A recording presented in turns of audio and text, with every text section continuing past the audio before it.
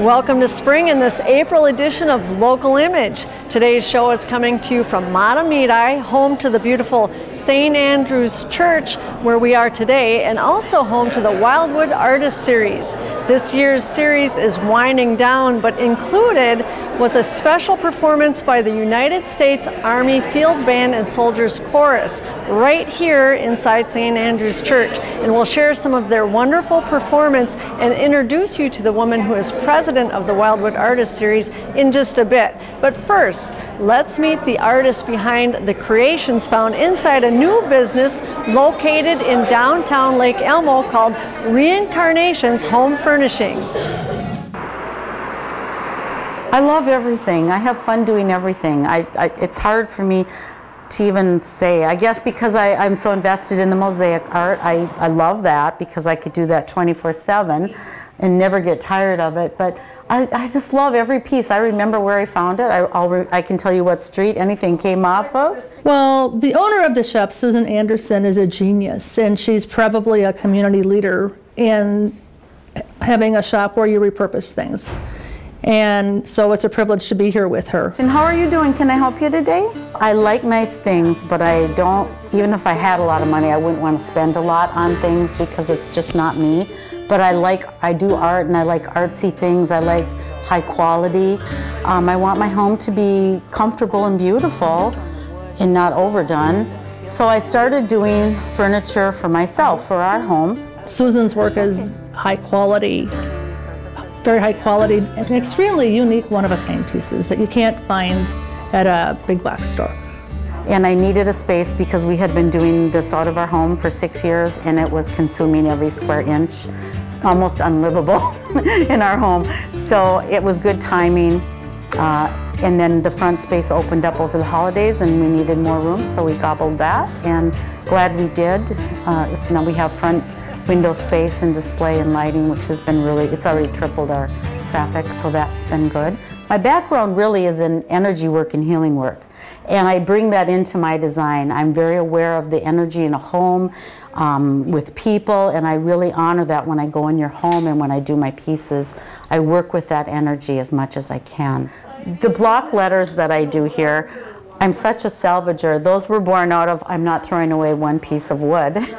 And so I saw that, and this was before the letters got really popular in the last year, I saw that it had all these great barnwood scraps, and I was finding letters, and I'm like, oh, I'll whip these guys out. I love crates. I do a lot with crates. I use them in design a lot. I build furniture with them, end tables, bookcases, just funky pieces. Paint them fun colors. I love color. And I love doing things on the cheap. I really have fun to see how inexpensive I can do it and get a really cool look. And not only for myself, but for my clients. I really have fun with that. Hi, Susan. Morning, Jean. I'm sponsoring a different artist every month, and that's been fun.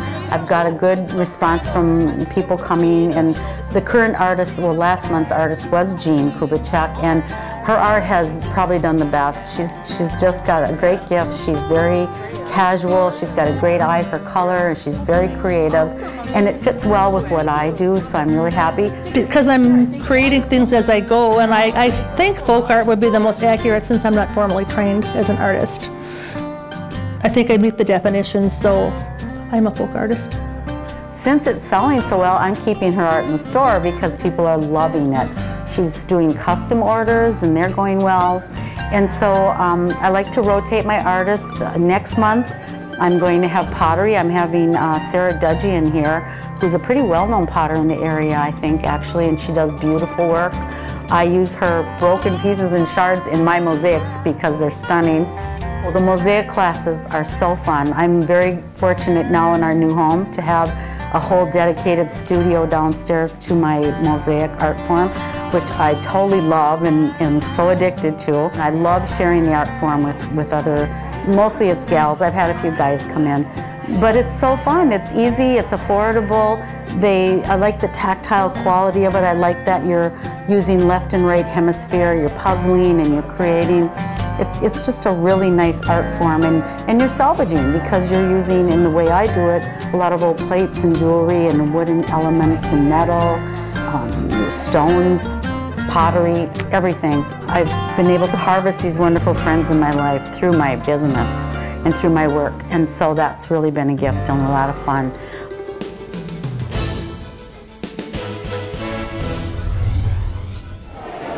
I've signed up to take one of Susan's mosaic classes at the end of this month, and I'm excited to experience this form of artwork for the very first time.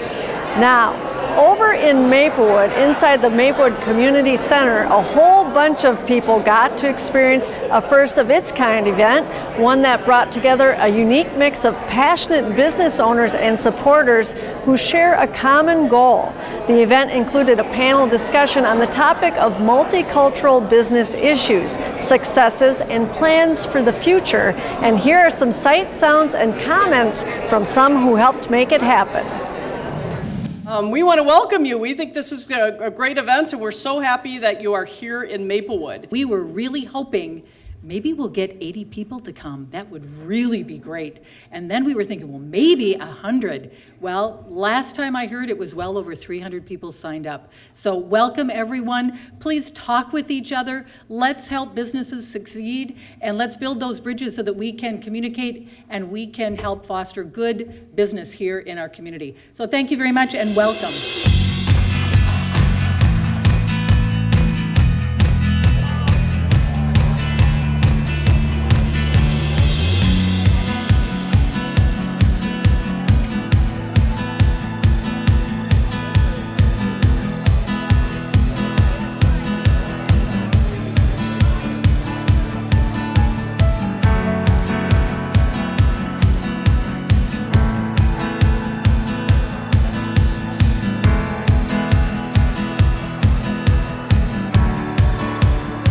The most important thing that we've learned about Minnesota business is that our state's economy is first and foremost homegrown. We really depend on the startup and success of new businesses. And that's why an event like this is so important, because the businesses represented here, you folks, most of you have taken the risk and started a company. And that's really the lifeblood of our state's economy. And then when you think about the combination of cultures that's here, one of the other things that we've learned is that there's no better group of entrepreneurs than the cultures represented by this panel. So it's an enormous contribution. Yours is an enormous contribution to our state's economy, and I want to thank you for that and encourage you to keep doing what you're doing, which is starting and growing businesses in Minnesota. Thank you very much. We wanted to create a venue where businesses from different cultures could all come together and meet each other and start doing business with each other. You know, Maplewood is a first-tier suburb, so we are starting to look a lot like St. Paul looks. We have a large Hmong population, Karen population, Somali, Latino, Filipinos. So a variety of populations, and we're changing, and we want to make sure that we're embracing that change. What I'm hoping to hear is that opening up more of the dialogue, because we all know communication is the key. I don't know what you need unless you tell me, and you don't know what I need or what I can offer unless you tell me. And so I think breaking down some of those barriers that have been there for a while, this is one of the first steps in doing that. Here, we all want to get to know each other, and business does a good job of that, you know, because you cannot not like a community because they're not going to shop at your store. So business is a great way to allow people to come together to work better. My main purpose is the Somali community in Minnesota, especially I'm from the business community. I'm here to showcase, to give a good idea about the community I'm from. We are a new emerging business or economic engine that is to Minnesota. We came to Minnesota about 20 years ago. We started small businesses, and we are a thriving economic community. This was the first of association that we have created as a business association to know each other as a community, and also to start working with the greater Minnesota community to know our capacity, our businesses, and also to learn from them to make Minnesota a greater place. I know that we have, at least in our membership and in our community, there's a few businesses here in Maplewood, and would encourage them to even to start more businesses. It seems like, you know, I'm not going to claim that I know a lot yet, but obviously from the beginning of things, it seems like it's a friendly community, furnishing community, open-minded. So I would invite my community to come to Maplewood and the surrounding communities to start their businesses or even reside in this city. I remember in the late 1990s, I had a couple people that wanted to open a mechanic shop here in Maplewood, and they did it not too far away from here. But they didn't know how or where to go. So back then I used to provide technical assistance myself because the organization was only one or two persons, right? So I had the opportunity to see that there was a bigger opportunity for everyone that wasn't being taken advantage of. The businesses that started 15 years ago with a micro loan of $10,000 are now businesses that are making $7 million or up to $10 million a year. Of course, they require a more sophisticated set of skills and assistance to them, so they can continue growing and offer more employment opportunities to the people that employs them. I see businesses as much more proactive about what do we need to be successful. And what you need is you need people that can to build either whether it's services or products, and you need people to buy. And so it all comes together through the businesses and the governmental entities, the community-based organizations working in partnership. And so what I'm seeing more of, and what I think is very exciting, is the partnerships, saying we're all in this together. What do we do? I've been in the field for quite a while, for many, many years. So, and I'm hoping that I got support to grow in the business, and I think I will be, because women and successful in business if you really to work hard, and you will be successful. You know, I would hope that people would recognize that we are a business-friendly community, that we recognize and acknowledge, and we really want to appreciate the diversity in our community, and we want to help businesses succeed. It is really important that to practice common sense of judging others and minorities, whatever, and to go beyond that instinctive, natural human feelings of the fear of fearing the new, the different, the not so clear, and to be brave and make that step to really reaching out to the others. We've got some more fun events that are coming, bringing people together and making those bridges happen.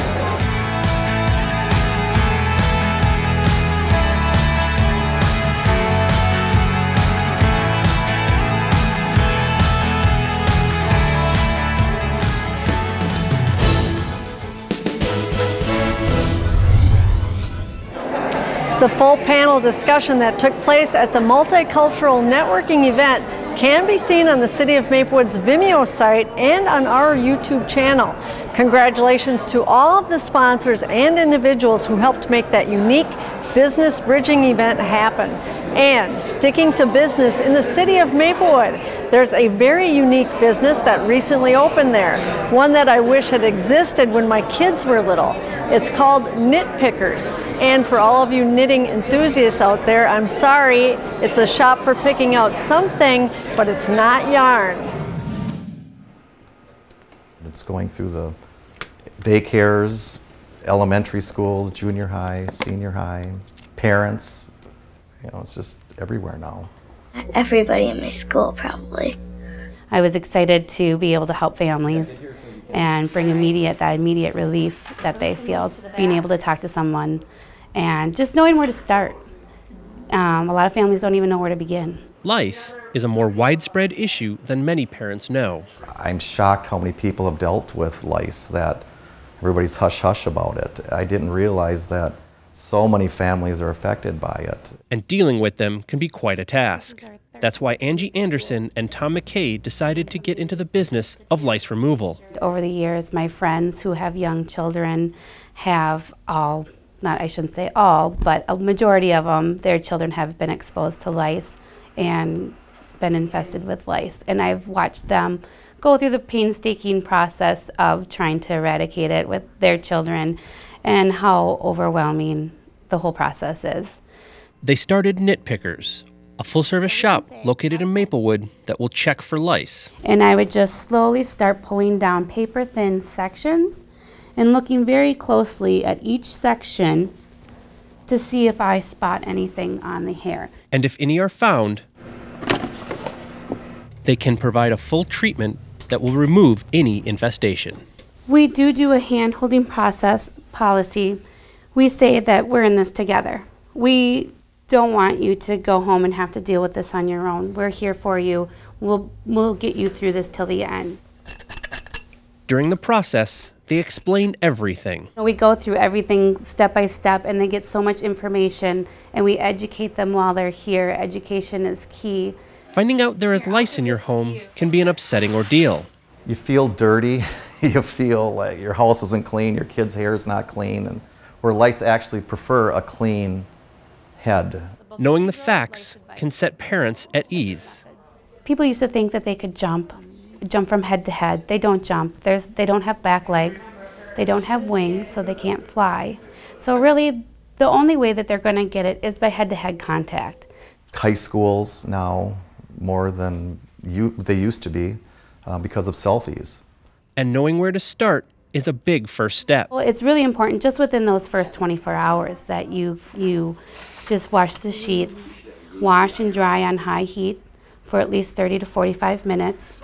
Any comforters that they sleep with, stuffed animals, blankets. After 24 hours, and without the bugs feeding, their bodies start to dehydrate and shut down, and they'll die. Just because lice are out there doesn't mean that you have to hide away. No, don't go crazy being antisocial. You can still have your sleepovers, just take precautions.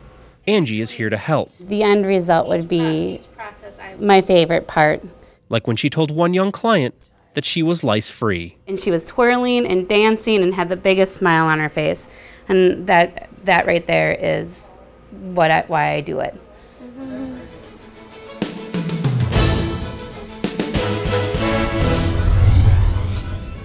Now, enough about business. Let's enjoy some music and the arts and find out more about the very popular Wildwood Artist Series that is hosted here in Matamidi each year. And the perfect person to tell us more about that is with me here at St. Andrew's Church. She is Ellie Bruner, and she is the president of the Wildwood Artist Series. And also joining Ellie is Jan Gilbertson, who is with St. Andrew's Church. What's your title here? A music coordinator and choir director. So this has to be an exciting night for you. It is very much. This is a big choir that's coming here, I understand. It's a big band. Yes. With a group of singers, yes. Excellent. And how did that come to be, Ellie? You know, you're in charge of the Wildwood Artist Series. I'm sure there's a group of you kind of deciding what types of things you want to offer each year. How did this one come up? It actually was initiated by Jan and St. Andrews. She was asked by the band, the U.S. Army Field Band, whether they could perform here at St. Andrews. A couple of years ago, we had wanted the U.S. Marine Band to perform, but because of the sequester, they were not. They were canceled. And so, as soon as Jan called and asked, we said, "Sure, we'd love to be on board." No doubt. So that's how it initiated. You're expecting maybe like 900 people here tonight. Is that right? Very possibly. We should have a pretty full house. No doubt.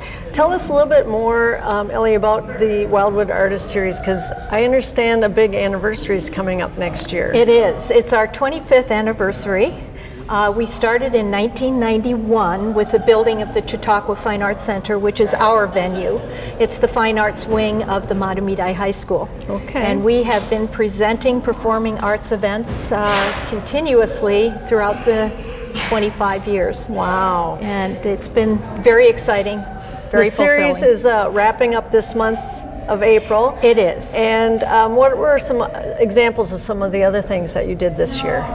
Well, we have two more events coming up. Good. We have our swing dance on April 18th at the Withrow Ballroom. Fun. And we hosted it last year too. It was a big success. And then we have the Alexander Yakovlev master class winners, piano winners, on, I think it's April 10th. And that is going to be a wonderful performance. These students are fantastic. I think several of them you'll see in the future playing professionally. Okay, so very those good. are the last two that we have this year. Why, and you both can weigh in on this, why is it important to celebrate these arts, the performances, and why do we need that? What makes that so special in our communities? Well, the arts are an enriching factor for anybody who has been involved. I think it broadens your life, and we want to be a part of the community, to be able to share what we are working on together. So we're happy to be a part of it too. And we really stress for families to see live performing arts, because you enjoy the event together and you participate together. You laugh, you sing, you are engaged with the artist. And very often we have residencies in the school where the artist goes in and interacts with the students. So those are very important aspects. What are some things folks can look forward to for next year's series? Well, we are going to begin the series with Cirque Zuma Zuma, which is an African-American circus type performance with acrobats, contortionists, jugglers, musicians, and they are been performing all over the country, and they are very, very popular. Sounds exciting. And then we have our annual Matamidi Music Faculty Concert in November. Pat Donahue and the Prairie All-Stars will be performing with Butch Thompson in February, and then we have the New Standards in April. So that's our lineup for next year. We're very excited about it. Get ready to get your tickets and get involved. That's no right. doubt. Well, this is going to be an exceptional night for sure. We're all looking forward to listening to this chorus and band perform, and they've come a long way, many miles, to get here and make this happen. So congratulations to you guys for putting this all together, and let's enjoy, huh? Okay. All right. So let's take a listen to the United States Army Field Band and Soldiers Chorus right now.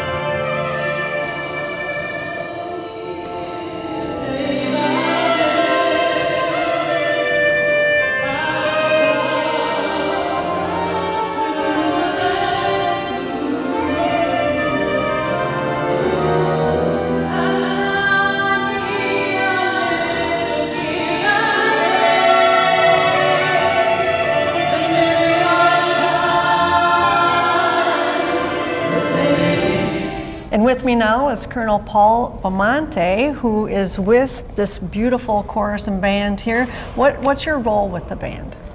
Judy, I'm the Deputy Commander of the United States Army Field Band, and I've been with the band for about 4 months, and we are on our spring 2015 tour through the Upper Midwest to play for wonderful audiences like here. So where were you before here and where will you go after? How far do your travels take you? We are in day 20 of our 37-day tour. To be honest, we are about 2,900 miles into a 4,200-mile tour through the upper Midwest. Wow. So who makes up the chorus and the band? We are all active duty service members serving for the Office of the Chief of Public Affairs in Washington, D.C. And we have a concert band and soldiers corps that's performing here this evening, about 100 people. We have a transportation corps that makes sure our vehicles are safe and maintained to bring us from one town to the next. And simultaneously, we also have a group called the Jazz Ambassadors and the Volunteers, our rock band, that are touring simultaneously to the same region. Wow, that's a lot of people coordinating there. Yes, we always say it's a well-oiled machine. Excellent. We've been doing this for about 68 years total. Oh my goodness, that is incredible. Yes. So what do you like best about these performances? Well, I got to say the performances are absolutely wonderful and the audiences have been tremendous, especially in this part of the country. But the most exciting thing is being able to stand in front of these wonderful musicians and these wonderful soldiers that have volunteered their time and their service to take the oath to the Constitution and bring wonderful Army messaging to our audiences all across the United States. And how long have you been in the service? I just went over 17 years, wow, Judy. That's yes. incredible. Thank you for your service. Thank you so much. What have you found that the audiences respond? What have you heard from them? How does it touch them to hear these performances? Well, it's we hear so many wonderful things. They marvel at the artistry of our musicians. They are excited about that we are all soldiers, that we are all serving the Army and serving our nation. They love the Armed Forces salute. They love being able to stand up, whether they're a veteran or they're a family of a veteran, National Guard, Army Reserve, or active duty. And they love the patriotic music at the end. But we try to give each audience a variety, a little bit of classical, a little bit of patriotic, a little bit of march. And we like to make sure that each audience receives a variety of music wherever we go. And it's very special that you guys are here performing as a part of the Wildwood Artist Series. That's a very neat thing. They bring in so many different artists and different venues of performances, and this is probably one of the biggest group for sure that they've ever had, I bet. I see, yes, I would imagine so. And I took a look at the hall a little early, and it is a wonderful venue. We love playing in venues like this that really highlight our artistic side and our soldier side. And we play all over the country for gymnasiums, for auditoriums, and beautiful halls like this. And it really doesn't matter to us as long as we have a wonderful audience like we do here in town. Excellent. Well, you guys are going to put on a great performance tonight. We want to thank you again for coming all the way out to Maplewood as you continue your tour, and again, thanks to everyone for their service to our country and the work that you do on behalf of the rest of us. Thank you, Judy. We look forward to it. Thank you for having us today. Well, that's all the time we have. We'll leave you with some more choral music and invite you to join us again in May for more great local stories. Until then, I'm Judy Skyvoss, and I do thank you for watching Local Image.